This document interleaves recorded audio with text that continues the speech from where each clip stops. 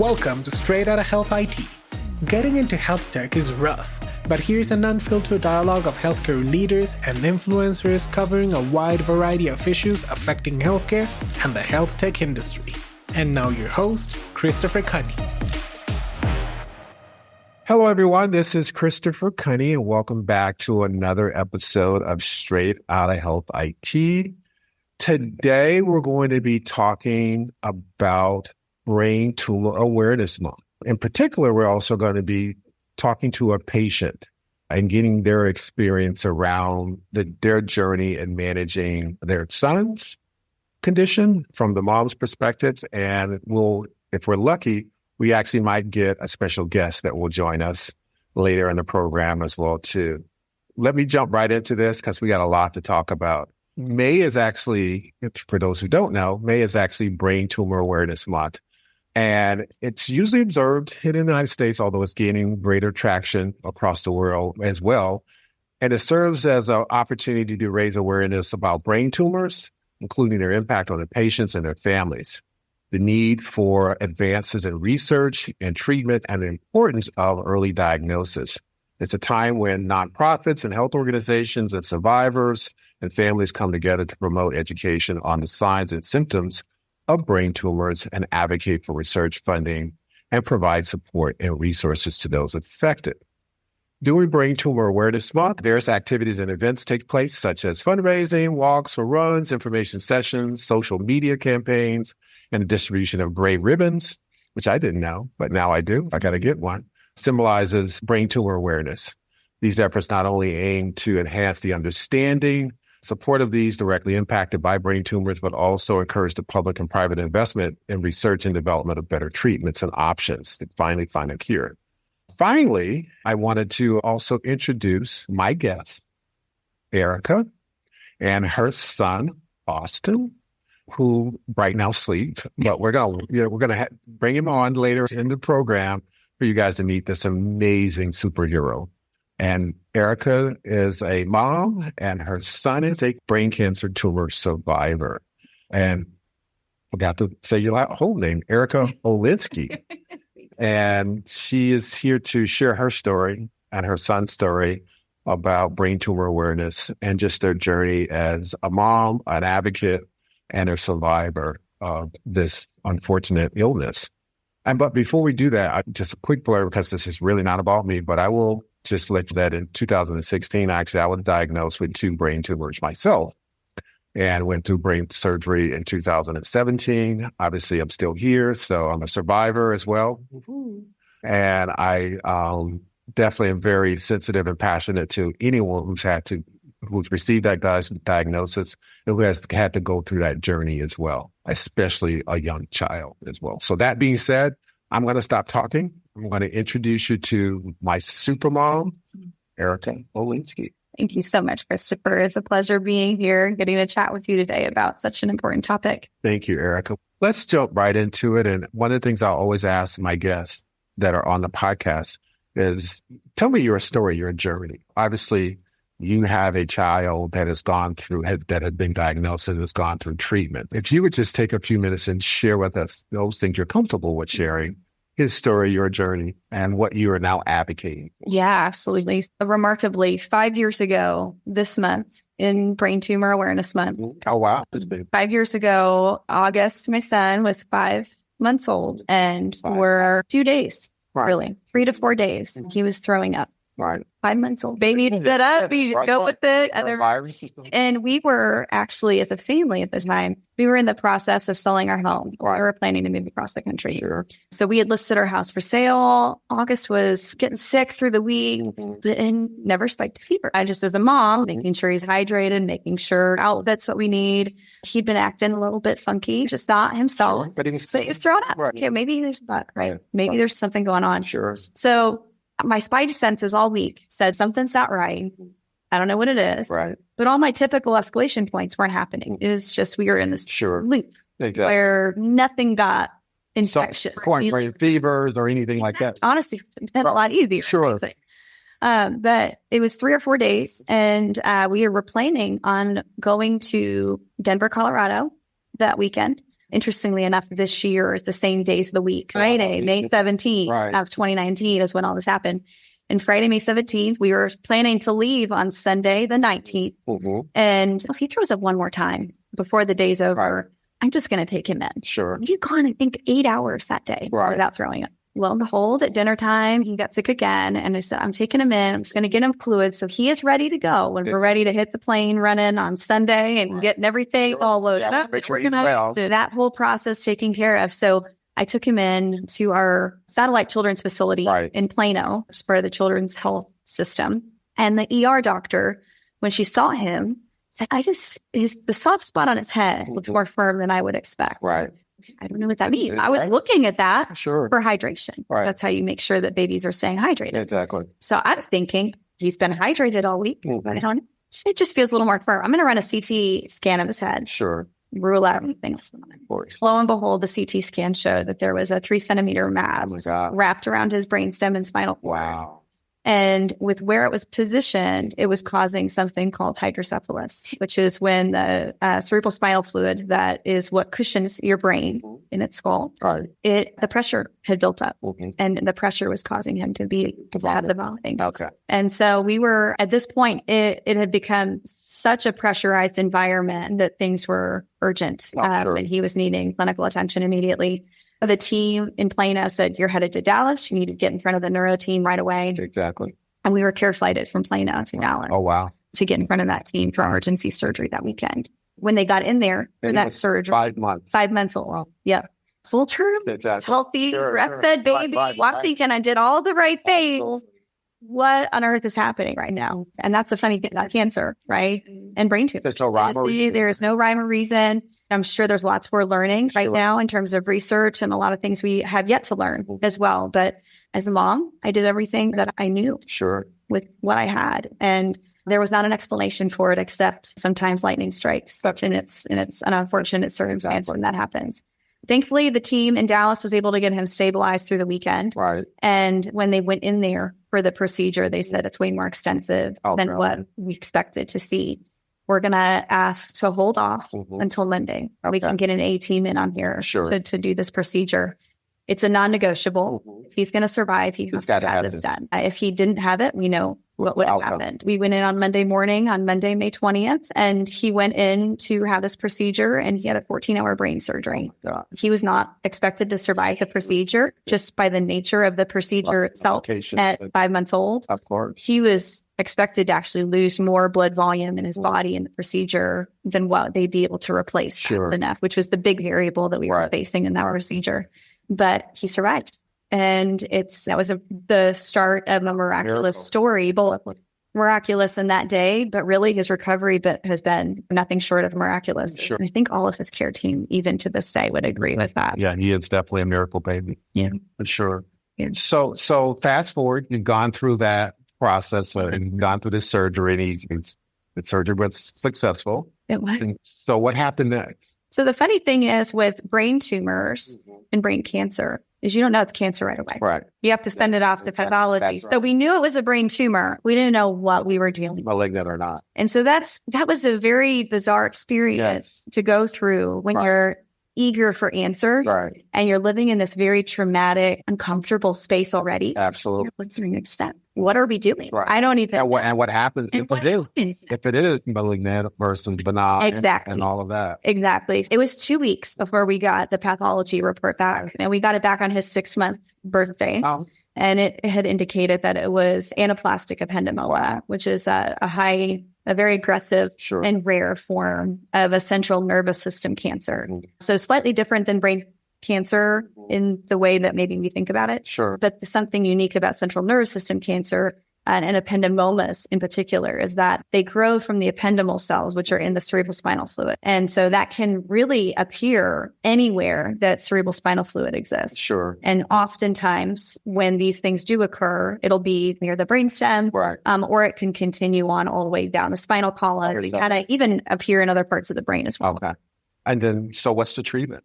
So once we found out it was cancer, with his age being what it was, and the rarity of this cancer, let alone the age in which he was, we were in a very unique position because the standard of care for this diagnosis was focal radiation, which would account for nuances in the cerebral spinal fluid. That's really what you're radiating in those scenarios. And then 6 months. Exactly, which is not an option on the table. His brain's still developing at such a rate that we couldn't consider that possibility.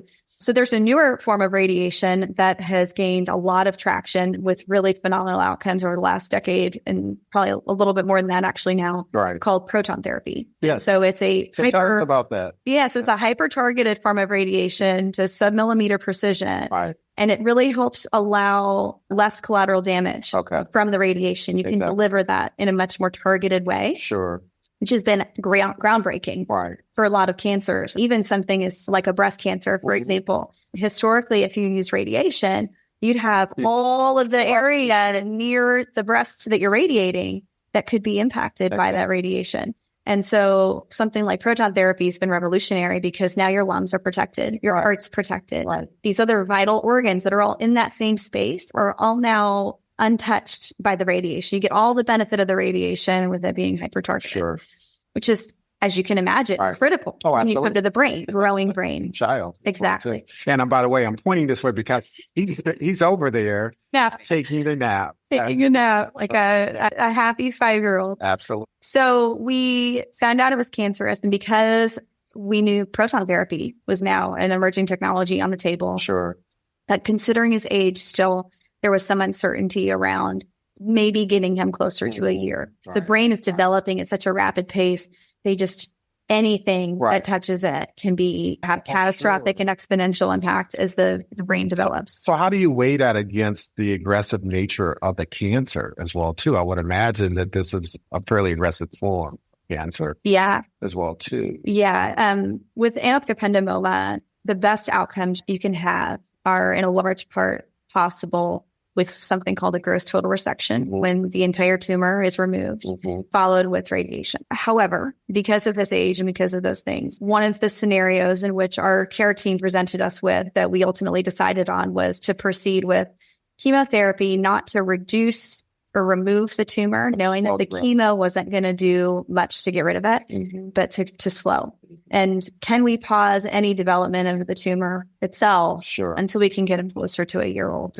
And buy time until that point. And then once he's a year old, now we've got a much more confident approach to deploying something like proton therapy. And hopefully the combination of those approaches are going to be the best thing for him. So that's what we weighed. And we went through that process. We had 4 rounds of what I would call big gun chemo, cisplatin, vincristine, methotrexate, cyclophosphamide, and some big ones like that. Unfortunately, in that time, in the course of those 4 rounds of chemotherapy, he did have several kind of unfortunate side effects. A couple times, almost passed away as a result of complications from the chemotherapy itself. Not necessarily even due to neutropenia, but something like methotrexate causes a lot of GI sores. Oh, really?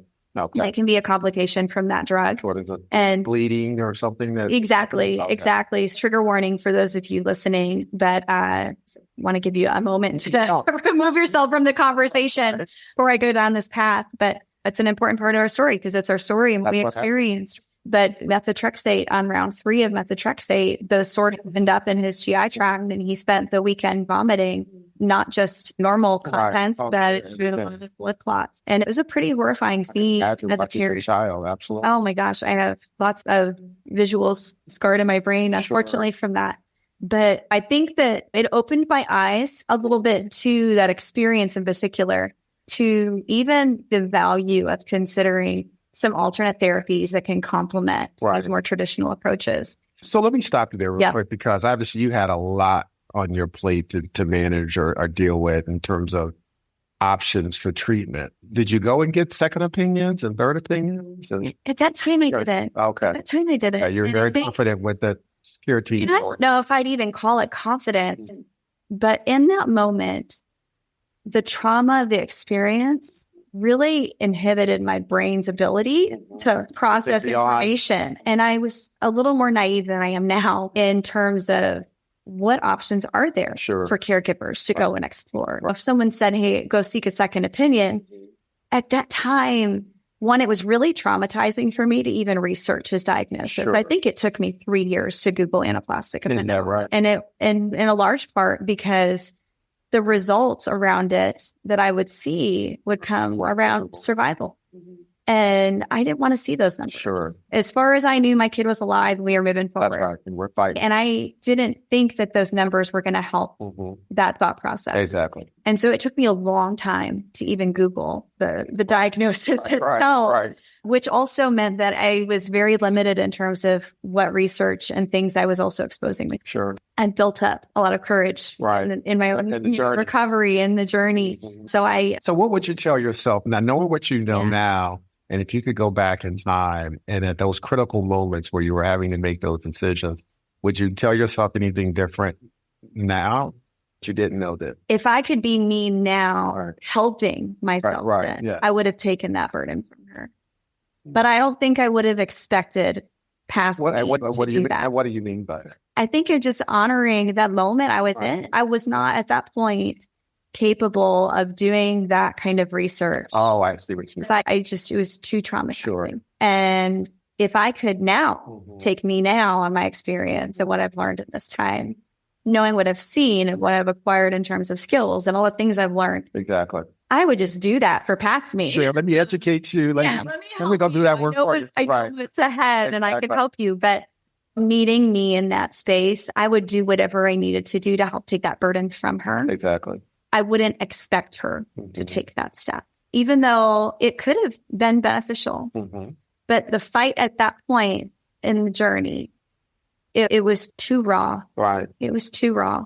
Right. And I just don't, it would have been unrealistic to have expected past me in that moment to do more than just say, I'm going to make sure that I keep food on my table for my family, going to keep moving forward, one foot in front of the other, make sure my kid gets to the treatment that we've agreed to, and have to trust. Sure. You have to outsource trust as you go through that process. You don't have the luxury of processing information. So you talked about family, and obviously, I'm going to ask, how was your family? What's the rest of the family? How were they affected? I mean, talk about trauma impacts everybody. Sure. And a diagnosis like this with the baby is really hard for not just the immediate family, but even extended family, which just sends a shockwave through your network, your family network, your support network.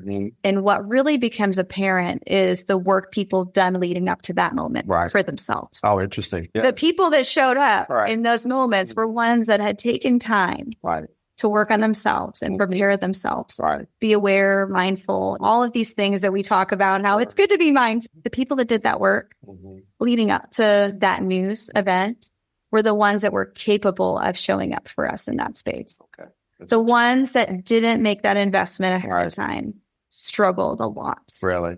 Because it became clear the way they coped with that news turned down all their coping skills. So the way they coped with just learning that an innocent child was having to go through these really horrifying experiences, it had everyone turn inward. And people dealt with that in lots of different ways. Right. So if you could give your advice to family members or loved ones, friends who are faced with finding this out about another loved one or family member or friend, what advice would you give them? Meet the family in a space of love and not just empathy, not just sympathy, not just. So what does that look like? When you describe meet me in a place of love? Love is because we all have our love languages, right? Yeah, love is care, right? It is the heart of the love languages. It's providing food. It's the base level of your pyramid, right? What can I do to help you feel safe? Sure. What can I help you do to help you feel safe enough to sleep? Because when you're in this space as a parent, sleeping is even scary. Absolutely. So what can we do to help promote a sense of safety for that family so they can feel safe enough to rest properly, that they can feel safe enough to eat? If you don't want to eat, nothing's going to fix it. Sure. So you just don't want to do anything. Your instincts are just completely disoriented. So anything people can do to help support that base level pyramid. So food, shelter, those basic human extra things at home are taking Yeah. care of. Feed the dog. Exactly. Those things are the absolute best thing you can do. Sure. And I'll take it a step further. Anything you do in service of that, try to make sure you're not adding extra tasks. Okay. So to the person, right? And this is, and none of this is shared out of any ungratefulness. It's been phenomenal when our teams have showed up. Absolutely. It's been great that just, if I'm going to give really poignant advice, things like, here's food, but let me think about how I can give you food so that it's as frictionless as possible. So you don't wind up with a big old beautiful tray of lasagna that you're not going to be able to eat through in time. And then you wind up with leftovers that go bad in your fridge. Exactly. And so I think that there's some power in Uber Eats gift cards, especially when you're in and out of the hospital. Not just Uber, right? Or make a big plate. Dash or whatever. Make a big plate of lasagna, but give me a portion of it. That's exactly. And freeze the rest of it. So. Meal prep. Meal prep right. for the family, right? So that whatever they have, they can take and just put it in the hospital fridge versus their home fridge. Because when you're constantly in and out of those transition points too, food is a thing. Right. It just becomes another thing you have to keep track of. Exactly. We were talking earlier too, when we were prepping for this, and you had mentioned that journey of being in the hospital and how the caretakers are engaged and involved. They're part of this journey with you. And that point of isolation where you're there by yourself a lot of times and you're trying to figure out how to navigate this. And what were some of the coping mechanisms that you employed? You talked a little about painting. Yeah, I think one of the things that was really striking to me about the kind of pediatric experience, when you're working with a patient, caring for a patient, I would imagine this is the case in NICU scenarios, because I thankfully didn't have that experience, but I know lots of people have, where you've got a child with your patient being cared for that can't speak for themselves and their basic needs. And the hospital's not structured that way. When you think about a nurse call system, you think of it as maybe this patient experience thing. If your 1-year-old doesn't know how to press a button and can't connect the dots, that pressing this button is going to mean someone's going to come in and help them with this thing. It's too many steps. Exactly. And as a parent, what happens is what you're tasked with is really becoming an extension of that patient. Sure. So it's not like I can walk down to the end of the hallway and go get a cup of coffee at any time. By the way, these hospital rooms are not childproof. Yeah. They're not. Right. You might have a crib that your child can stay in, but they're not childproof. And if you've got a rambunctious child, especially in this sweet spot between 2 and 3 years old, or they're going to be crawl, they're going to move around. Oh my gosh, it is exhausting because you're constantly keeping track of them in that space, but you don't have any control over that space. You can't go and put bumpers on all the things. You can make some accommodations, but typically not. And so that was really striking to me. And my son, August, he wound up being considered clinically nonverbal for a period of time before he had another surgery subsequently down the path. But in that space between him being an infant and having this other procedure that miraculously allowed him to speak again, it was really tough because the experience as the patient or the parent in this environment becomes, like I said, really this extension of the patient experience. And I couldn't leave the room, just like he could. Whatever he was, the constraints under him and his experience in that space became the same thing for me. Sure. And the ways that I coped, one, kept working, unfortunately, which meant taking calls from the room as people are coming in to do chest x-rays and just not missing a beat. You've got to keep going. Or that's working on a PowerPoint at 2 or 3 o'clock in the morning, and you just roll with it. Sure. You just do what you have to do to get through that time and the time you have, because your daytime doesn't look the same as it does when you go to when you're working remotely from a hospital. You've got people coming in your room all the time. And I will tell you, every single person that comes in that room expects to be able to talk to you as a parent. Hey, I'm here. Exactly. I'm on my round. Tell me what's going on. Doctor, we need to talk. And I'm on a call. Like, I'm going to need you to wait. I've been waiting 4 hours for you to come by here. I need to take care of this thing right now. Sure. So it was a very interesting dynamic to build rapport with a team that wasn't used to sharing that dynamic probably with some of the patients. So what advice would you give clinicians? Clinicians, oh my gosh, especially as remote work has become way more pervasive. First of all, hospital systems and health system folks, figure out a way to either make a private call room somehow available, or maybe even reimagine the use of the space in the hospital room. If somebody does have to work remotely, there's a more fluid way to go about doing that and creating space. I will say I've had to literally find the public restroom in the hallway of the floor we were staying on and sat on the floor of the shower with my laptop on a chair so I can make a private phone call. Oh my goodness. Wow. And I need to make sure my Wi-Fi is working in that room too. So there's all not to mention the occasional flush or something. Or... Exactly. So many of these little things that we're not thinking about just yet, especially in this new world, especially post-COVID world, where remote work is so pervasive. But the parents that wind up supporting children in scenarios like this, they don't have the luxury of being able to say, I'm going to take PTO for the week. And then I get to come back to the office next week because this becomes your life for 5 years. We've been living this life for 5 years. And at any given moment, we can wind up back in the hospital for 2 weeks. Nobody sits here and thinks about, oh, what would happen if I wind up in the hospital for 2 weeks? What things do I need to plan for? What if I took vacation for 2 weeks? What kind of things do I need to plan for? That's a better scenario, but you still need to prepare. That's right. And it's not just being out of the office 2 weeks. I'm in this place constantly for the next 2 weeks. I'm there with my child. I'm not going to leave their side. And I think the other thing that was striking to me, I'm an Ironman triathlete, so I do a lot of training outside of day-to-day life. And I figured out flows, right?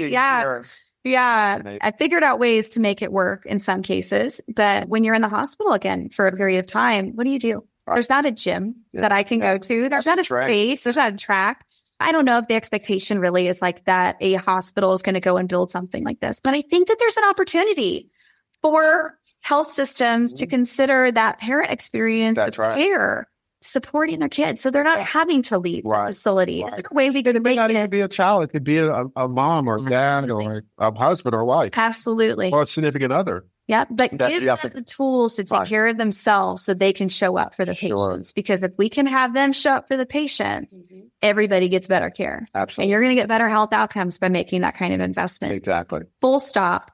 We just don't have the data yet to prove it. No. It's going to happen. Good ideas. Good suggestions. Providers. Please don't have your parents run hospital stairwells. That's right. Especially the dusty ones. They're not super great. I don't want to wind up getting other stuff from the hospital stairwell.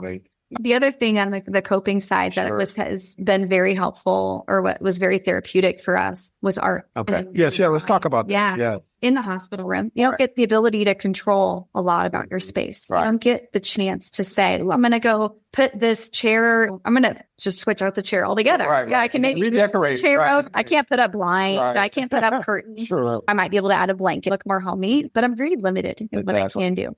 And artwork can create and transform a space with a little footprint. And one of the things that a lot of the families do just on their own, they're doing this on their own across the country, is they will take window crayons and draw pictures on the windows of the room, whether it's on the windows that look outside or if it's on the window to the door of the room.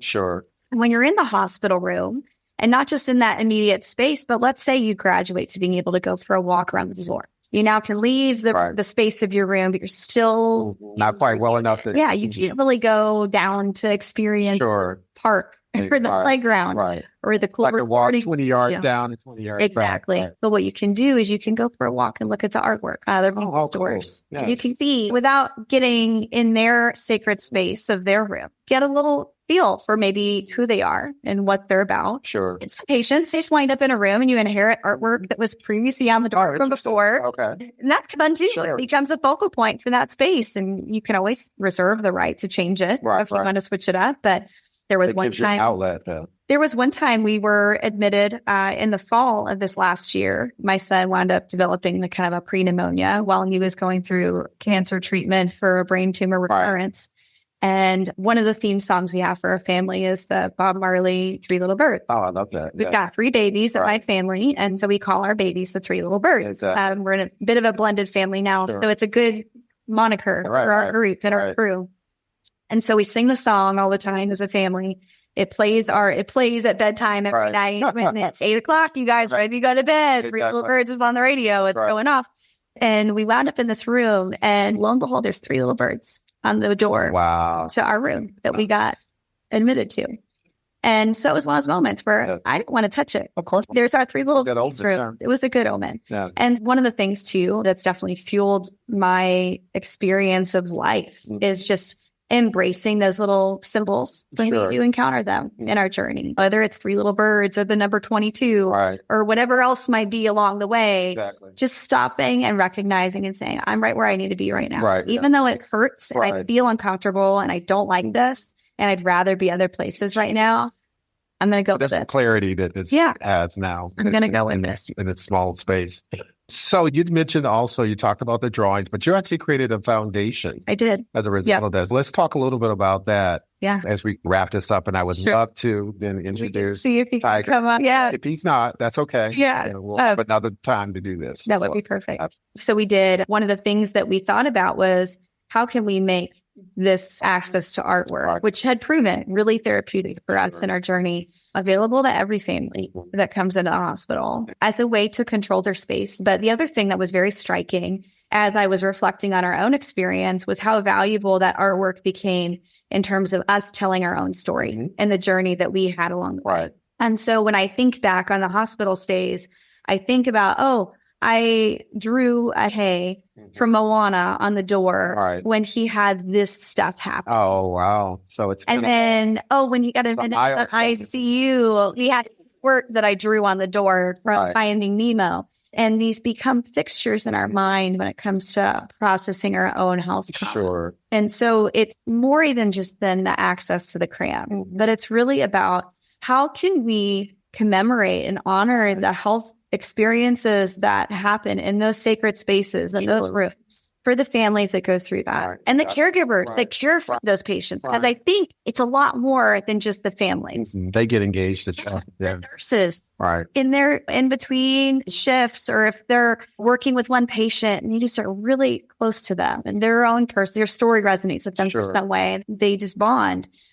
Maybe that nurse is artistic and has an artistic and they want to draw them a picture as a gift, an act of love, love language. It's something we can do.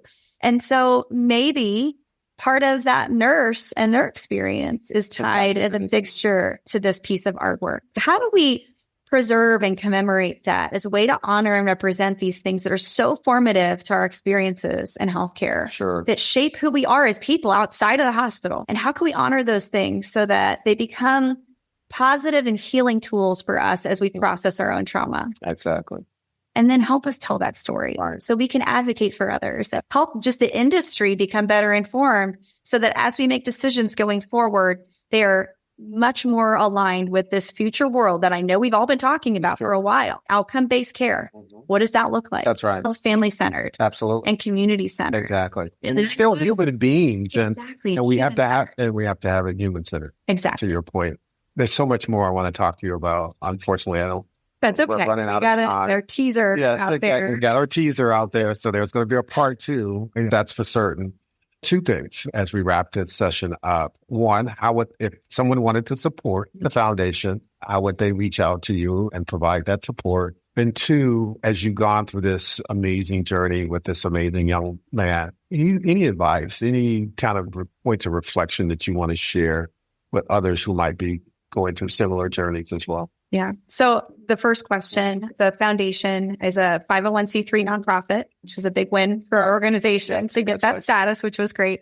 It's called August Artists. August Artists. And we can go to augustartist.org. You can learn about the program and what we do. You can also make a donation there. Or if you're a clinical team and you want to deploy something like this as a program in your facility, I'd love to talk to you because I do want to think about what this can look like beyond even the patient and their family. But is there a way we can incorporate more actively the clinical teams into this type of program so that everyone is really able to benefit from this? Because we know one of the biggest obstacles we have in healthcare right now is clinical experience. That's right. Burnout. I was going to say this could be very therapeutic. Exactly. There's not a ton of programs out there dedicated to helping solve for that besides just an individual level. Absolutely. But I see this as a program that can really thread a needle between all of these experiences and initiatives that's really simple and easy to scale. That's right. And be holistic and be very therapeutic for everyone involved in this journey. Absolutely. As well. So I'd love to talk to you. For those of you that are interested, let's brainstorm and work together. And what's that website again? augustartist.org. Okay. And to the second question you had around advice, I've learned a lot about trauma in the last several years and going through this journey. Sure. If you'd asked me to define what trauma was before I went through this, I probably would not have given you the same kind of answer now. Exactly. But despite trauma, I think that taking a trauma-informed approach to things is increasingly more critical, especially post-COVID. And we all collectively experienced some flavor of that over the last few years as well. I think my advice for others who are supporting people in this space is to take that trauma-informed approach. Help use your love languages. Learn the love languages of others and learn your own and help build connections between those spaces.